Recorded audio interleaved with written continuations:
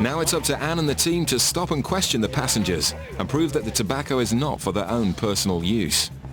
Bootleggers come in all shapes and sizes. This time it's a retired couple who pick up 3 of the 4 suspect bags and then split from the group. They almost make it through the channels, but Anne closes in. Is it only the 2 of you? Yeah. The 3 holdalls are stacked with tobacco. The main target has slipped through empty-handed, but the final passenger in the group isn't so lucky.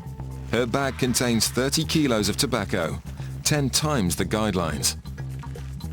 The couple have another 57 kilos. Altogether, an amount like this is a criminal matter. No wonder they're pretending not to know each other. Okay, I'm just going to do a couple of checks on your passport a minute. They're saying they're travelling just together, don't they? Yes. Get them to say that again.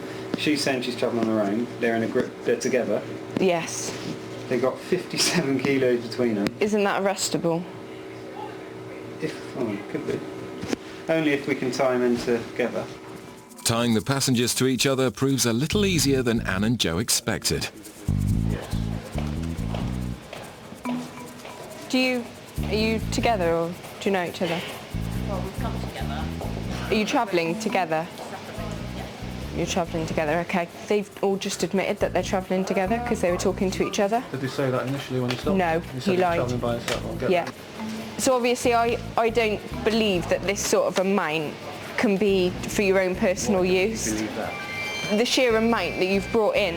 I've never been in trouble with the police, never been in trouble with the customs. We smoke tobacco, and that is for our use. They have enough tobacco to last 14 years, but it was split between 3 passengers, so it won't be treated as criminal. But they will now be interviewed to decide the fate of the tobacco.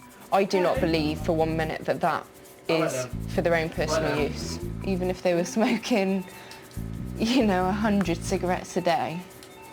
He seems pretty adamant that he's done nothing wrong, and that's right. That's the most I've seen come through the airport in the last couple of years, I must say. At this point, most bootleggers simply admit defeat and abandon their goods. But this passenger decides he won't go down without a fight.